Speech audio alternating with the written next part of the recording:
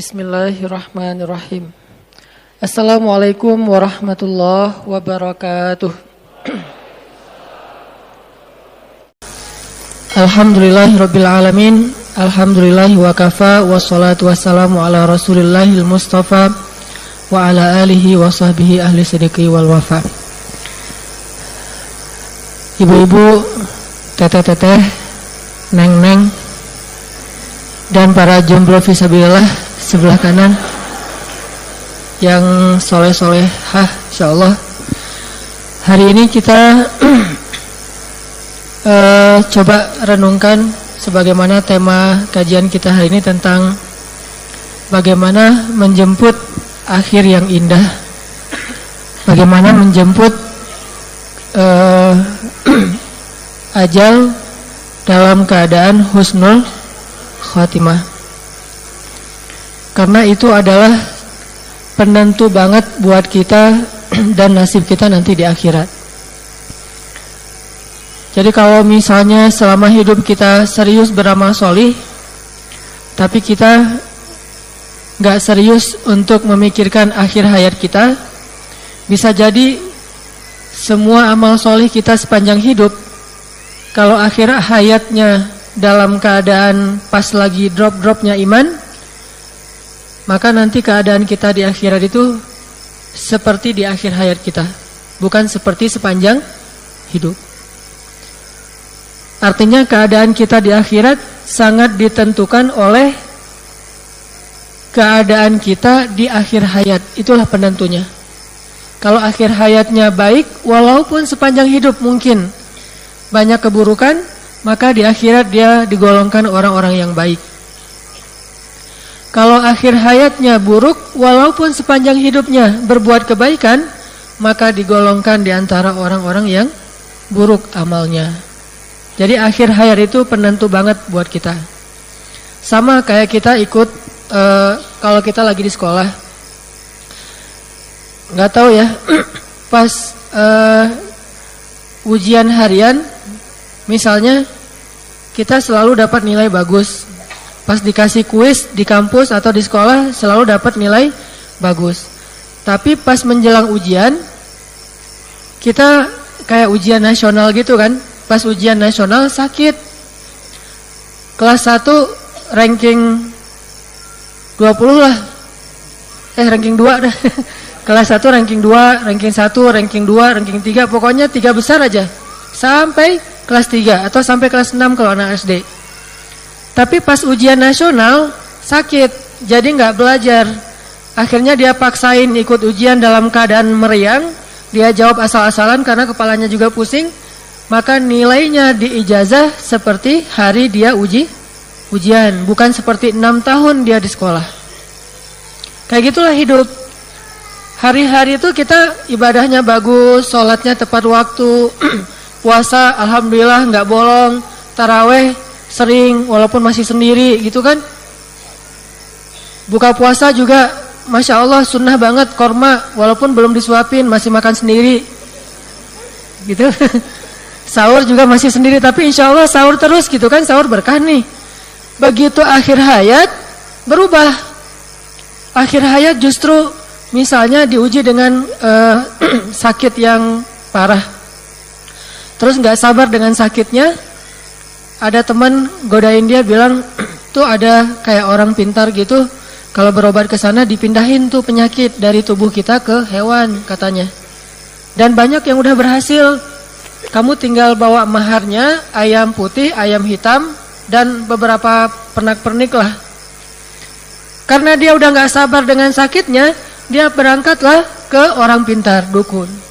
Dan pulang dari sana entah sembuh entah enggak, pokoknya dalam waktu 40 hari amalnya ditolak. Dalam waktu 40 hari. Dan kalau itu ada syiriknya berarti dia sudah musyrik.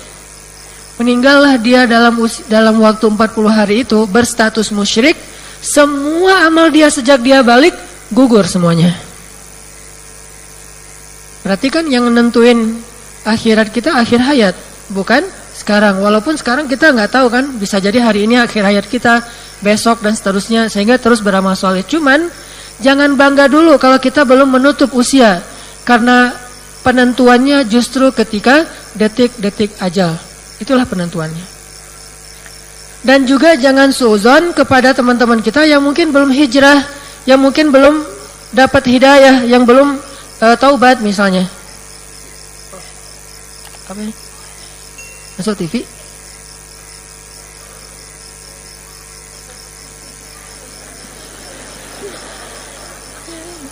Grogi gini, masuk TV. Ini TV mana nih?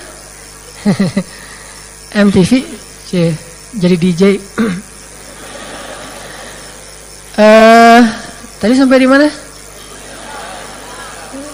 Belum hijrah, belum taubat, jangan suudzon. Kalau ngelihat teman kita belum sholat, kasihan aja, jangan benci. Kalau ngelihat teman kita kayaknya masih buat dosa gitu, masih malam nggak tidur, tidurnya pagi, jadi kelelawar gitu kan. Jangan suudzon, siapa tahu dia kelelawar ibadah, yaitu sholat tahajud gitu. Intinya mah jangan suudzon, karena bisa jadi sepanjang hayat dia berbuat dosa nih. Membunuh, berzina, minum, dan segala macam lah dosa-dosa besar. Dia tinggalkan sholat, dia nggak pernah puasa. Sholat aja setahun cuma sekali, yaitu sholat Idul Fitri. Kayak cerita saya itu juga masbuk ya. Udah sholatnya setahun sekali, masbuk pula. Gara-gara nggak ngerti, dia pikir sholat Idul Fitri itu kayak sholat Jumat. Sholat dulu baru khutbah. Khutbah dulu baru sholat. Padahal Idul Fitri mah sholat dulu baru khutbah. Jadi begitu dia di rumah dengar masih khutbah, ya masih khutbah ntar aja deh. Kalau udah selesai khutbah baru kita ke tanah lapang atau ke masjid. Pas selesai khutbah dia berangkat ke tanah lapang, orang pada bubar. Loh kok nggak sholat? Udah tadi sebelum khutbah, nggak ngertian. Nah ini artinya bisa jadi dia hidupnya tuh kayak gitu, tapi pas akhir hayatnya dia nyesel. Pas sakit langsung dia insaf. By the way, insaf itu bahasa Arab ya. Insaf terus jadi bahasa Indonesia. Biar kita tahu aja bahasa kita tuh banyak diserap dari bahasa Arab. Pas akhir hayatnya dia sakit terus dia insaf gitu, udah insaf dia taubat, dia ya Allah kalau saya sembuh saya pengen memperbaiki diri, nggak sembuh meninggal, maka catatan amal dia di akhirat sebagai orang yang bertaubat. Kalau yang tadi beramal soleh tapi akhirnya syirik, catatannya di akhirat sebagai orang yang musyrik. Catatan itu labelnya, statusnya tergantung akhir, itulah statusnya, bukan di awal. Makanya kita selain belajar beramal soleh secara daily, per hari, kita coba belajar juga mempersiapkan gimana caranya mudah-mudahan akhir hayat kita itu benar-benar akhir hayat yang terbaik. Sehingga ada doa, Allahumma ja'al khairu ayyami yawma alqaq wa khairu a'mali khawatimaha. Ya Allah, jadikanlah hari terbaik dalam hidup saya hari ketika saya kembali kepadamu. Dan jadikanlah amal terbaik saya adalah penutupnya. Kalau amal terbaiknya adalah penutupnya, maka yang kurang-kurang di awal akan Allah maafkan. Tapi kalau yang terburuk justru penutupnya, yang lebih-lebih di awal justru Allah gugurkan. Jadi penutup ini sangat-sangat penting bagi nasib kita nanti di akhirat. Nah, untuk lebih jelasnya coba kita tadabbur dulu firman Allah Subhanahu wa taala di dalam surat Al-Qiyamah. Surat Al-Qiyamah. Surat Al-Qiyamah teh surat 75. Saya akan baca Al-Qiyamah dari ayat pertama sampai selesai. Coba teman-teman sekalian memperhatikan sambil ngelirik terjemahannya. Jadi sambil ngedengerin, sambil ngeliatin terjemahannya. Mudah-mudahan nanti bisa lebih menghayati.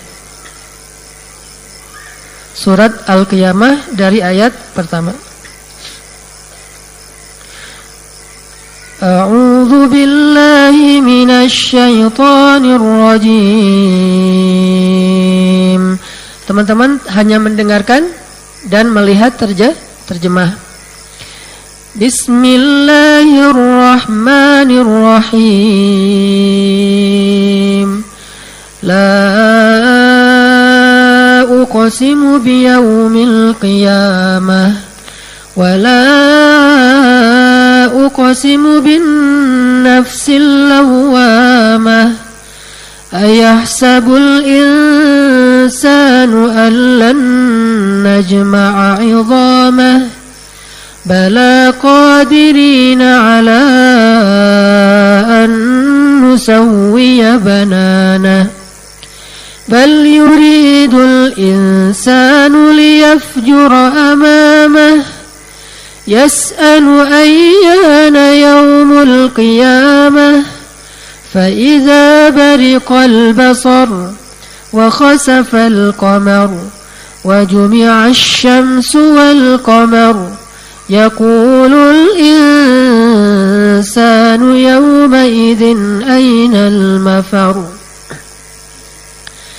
يقول الإنسان يومئذ أين المفر كلا لا وزر إلى ربك يومئذ المستقر ينبأ الإنسان يومئذ بما قدم وأخر بل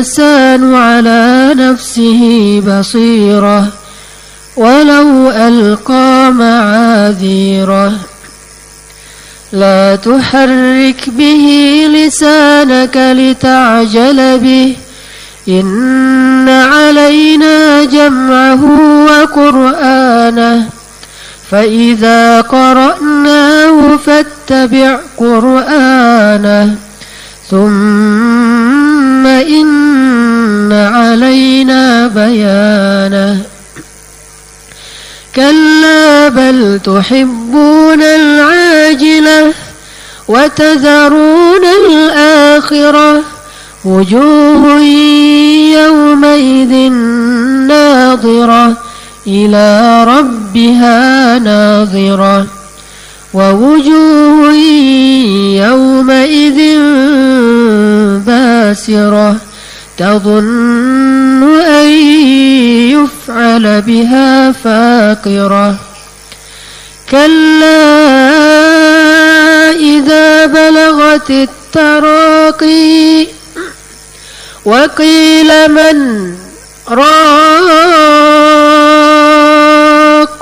وظن أنه الفراق والتفت الساق بالساق إلى ربك يومئذ المساق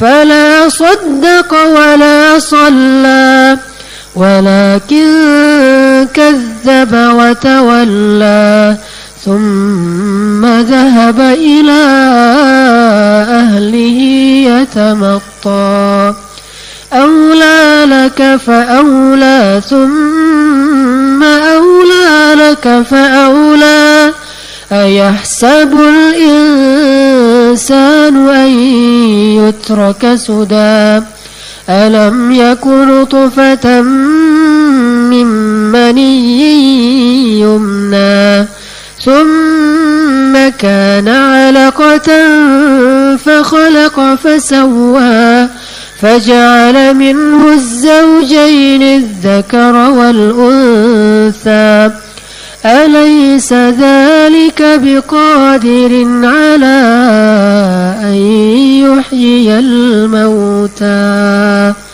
Sadaqallahul Azim. Bapak Ibu teman-teman yang dirahmati Allah Subhanahu wa taala.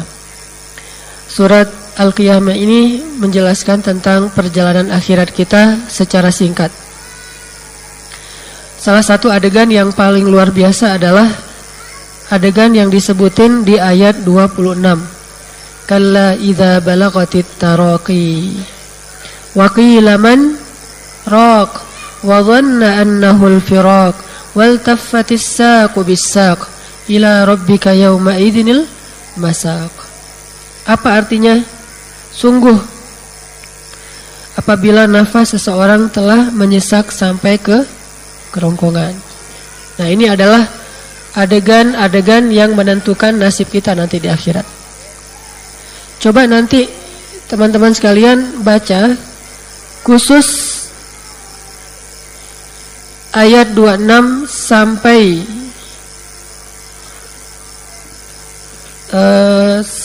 ayat 35, satu paragraf kecil ini dari ayat 26 sampai 35, terutama 26 sampai 30 itu diulang-ulang sambil dirasain bahwa kita tuh akan ngalamin proses yang disebutin di ayat ini.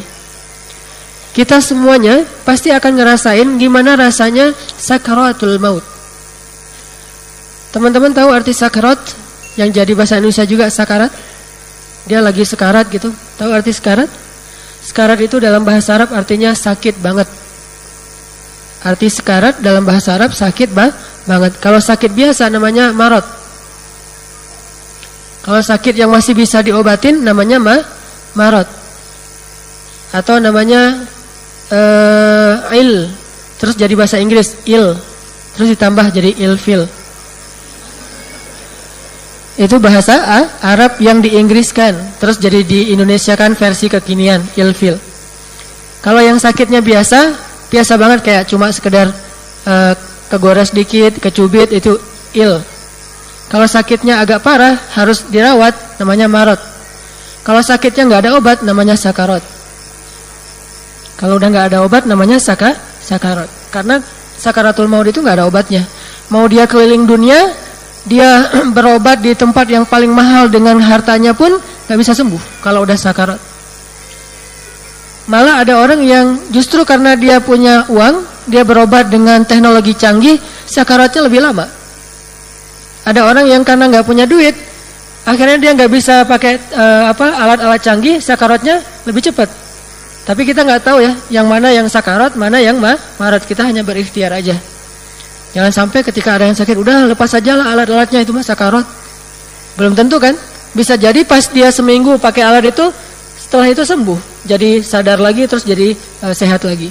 Tapi bisa juga seminggu, sebulan, bahkan ada yang setahun, itu sakarat terus. Terus gimana dong?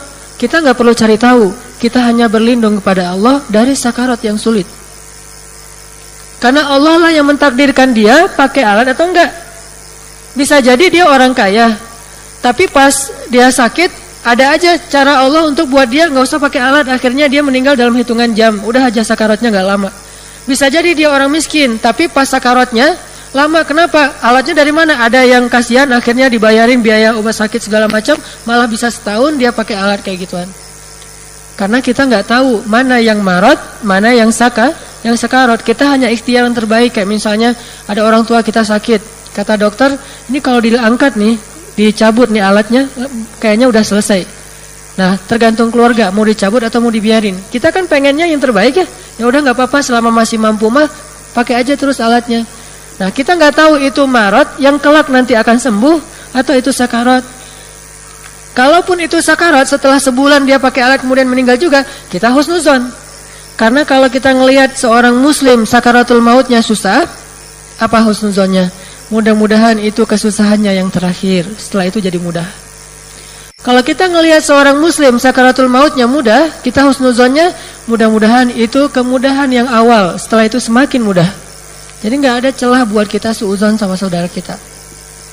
Jangan sampai ada saudara muslim yang lagi sakaratul maut itu kayak berat banget gitu, sampai wajahnya kayak matanya melotot. Kan ada yang meninggal sampai gak bisa nutup mata gitu ya. Nah, di situ ada amanah dari Allah kepada yang melihat untuk menjaga rahasia. Gak boleh kita ngomongin bahkan kepada pasangan kita. Pak, tahu gak Pak? Tadi kan mama ngelihat tetangga yang meninggal. Itu mama ikut mentalkinkan. Dan Masya Allah Pak, dia pas meninggalnya gak bisa nutup mata. Itu kenapa ya Pak? Gak boleh cerita itu. Karena siapa yang membuka aib saudaranya, nanti Allah buka aib dia di akhirat.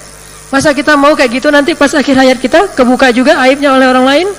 Kan kita gak mau banget. Makanya kalau kita ngelihat ada orang meninggal, ada adegan yang agak-agak nggak biasa, tutupi aib dia dengan husnuzon. Kalaupun adegan itu kayaknya nggak pantas banget, kayak aib banget, kita husnuzonnya mudah-mudahan itu aib terakhir, kesusahan terakhir, derita terakhir yang dia alamin sebagai kifarat dosa. Setelah itu dia jadi mudah di akhirat. Jadi orang yang kita omongin sekarang mungkin di kuburnya udah dapat nikmat surga. Ngapain lagi kita masih ngomongin dia? Padahal dia sudah diridhoi Allah. Makanya jangan pernah suudzon kepada orang yang sedang sakaratul maut. Gimana pun beratnya sakaratul maut.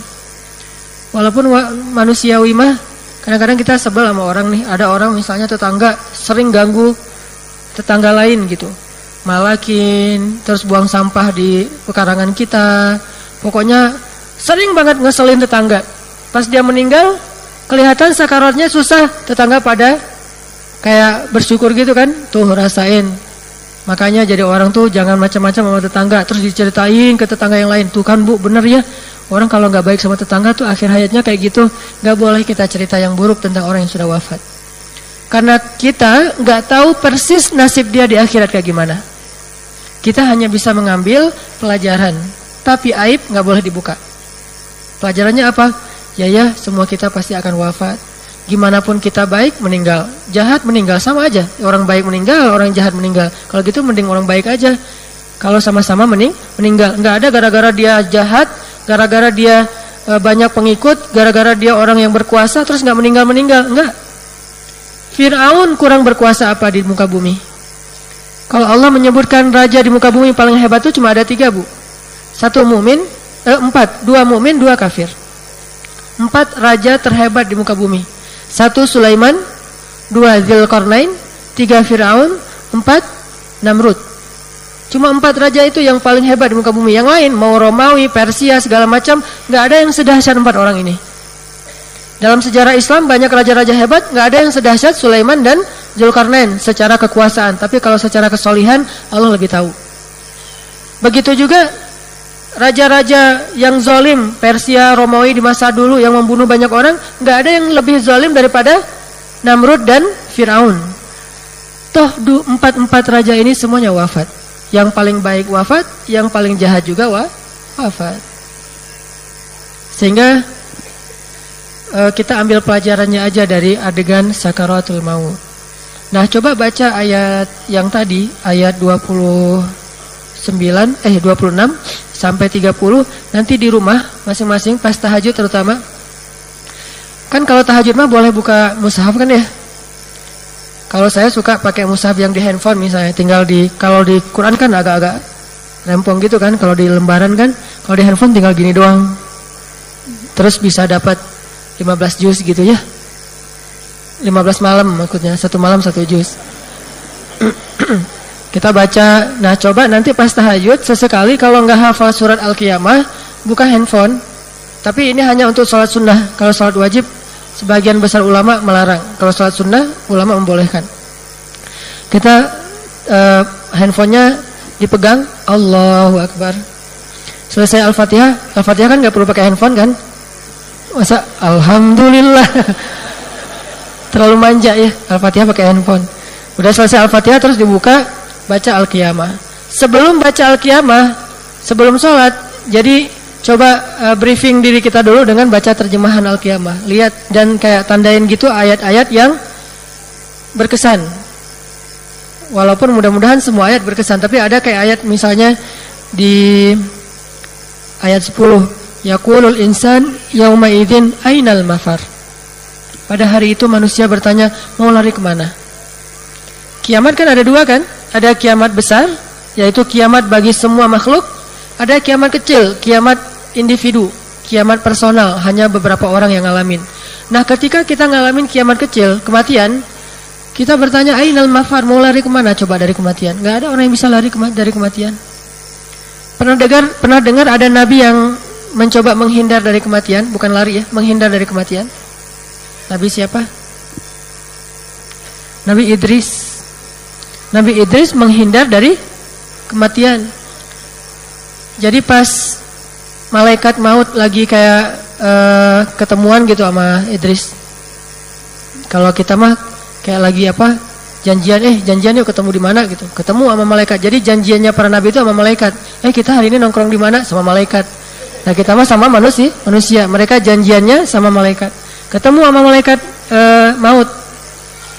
Terus Idris request gitu sama malaikat maut. Malaikat, boleh minta sesuatu enggak? Apaan? Boleh enggak ya minta tolong kepada Allah supaya Allah memanjangkan usia saya. saya nggak mau meninggal dulu nih. Saya pengen berdakwah lebih banyak. Soalnya Nabi Idris paham masih ada beberapa negeri yang pengen didakwahin oleh Nabi Idris. Beliau kan orang yang sangat semangat berdakwah nih. Ngerasa masih ada beberapa tempat yang pengen didatengin. Sedangkan kematian sudah dekat. Makanya Nabi Idris minta ke malaikat, minta dong ke Allah. Kan malaikat yang tahu ajal seseorang. Kalau udah datang waktu ajal saya, minta dong ke Allah supaya Allah memanjangkan usia saya. Akhirnya malaikat pergi. Pas waktunya ajal Nabi Idris, datang nih malaikat. Idris, udah waktunya nih. Kata Idris, lah kok cepat banget? Kalau bahasa kita mah, boleh nggak ditangguhkan lagi? Kata Idris. Duh, nggak enak kamu minta aja langsung ke Allah, kata malaikat. Malaikatnya nggak enak gitu sama Allah. Duh, saya nggak enak. Kamu aja sendiri langsung ke Allah deh, saya anterin gitu. Oh, bisa. Ya udah, yuk naik ke langit dunia, langit ketiga. Naik langit 1 ketemu dengan Adam, naik langit kedua ketemu dengan nabi-nabi yang lain, terus sampai ke langit ketiga. Pas sampai ke langit ketiga, terus Nabi Idris berdoa gitu ke Allah. Malaikat maut datang lagi, kata malaikat maut, Idris, tahu nggak apa? Ternyata saya tuh selama ini bingung. Hah? Bingung gimana? Malaikat bisa agak bingung gitu kan? Saking rahasia Allah kan? Saya bingung selama ini. Bingung kenapa wahai malaikat? Gini, Allah itu ya mentakdirkan Nabi Idris itu nggak boleh dicabut nyawanya di dunia, harus dicabut di langit. Jadi takdir Nabi Idris cabut nyawanya nggak boleh di bumi, harus di langit. Nah, saya bingung gimana ceritanya manusia ke langit baru dicabut nyawa. Namanya manusia hidupnya di bumi, cuma Nabi Muhammad yang Isra Mi'raj. Saya bingung nih gimana cara nyabut nyawanya. Ternyata takdir Allah yang saya nggak ngerti. Kamu sendiri yang minta naik ke langit ketiga. Nah, emang di sini tempat kita bertemu. Wah, tahu gitu saya nggak akan naik ke langit gitu. Biarin aja di bumi. Malaikat.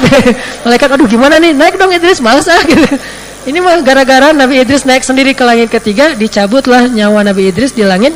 Satu-satunya manusia yang diangkat ruhnya dari jasadnya di langit cuma Nabi Idris. Makanya disebutin di surat Maryam, wadhkur fil kitabi Idris innahu kana siddiqan nabiyya wa rafa'nahu makanan aliyya. Kami angkat dia ke tempat yang tinggi, yaitu langit ketiga. Coba, mau lari kemana dari kematian? Justru ke tempat dia akan dicabut nyawa lah dia akan datang. Gak mungkin kita menghindar. Ke tempat kita menghindar, ternyata disitulah malaikat nungguin kita. Wah, kayaknya ada malaikat nih di jalan, saya di rumah aja. Malaikat emang di rumah. Wah, saya yang malas di rumah, pasti malaikat nungguin saya dari kemarin di rumah. Mending saya lari aja kemana gitu, ke laut, cari ombak misalnya ya, cek spot gitu. Ternyata di ombak kita meninggal, nauzubillah gitu ya. Ada yang saya pengen menghindar aja dari malaikat, banyak-banyak berdoa aja di masjid supaya malaikat nggak enak kan nyambut nyawa orang lagi berdoa gitu. Ternyata emang Allah mentakdirkan dia meninggalnya lagi tilawah Al-Quran, lagi berdoa, lagi. Nggak bisa lari dari kematian. Kita bisa lari dari musuh, tapi tidak bisa lari dari malaikat maut. Kadang-kadang ada orang yang menghindar dari kematian dengan cara menghindari musuh. Padahal kematian itu bukan musuh, kematian itu malaikat, dan dia mendatangi kita di tempat manapun yang telah ditentukan untuk kita.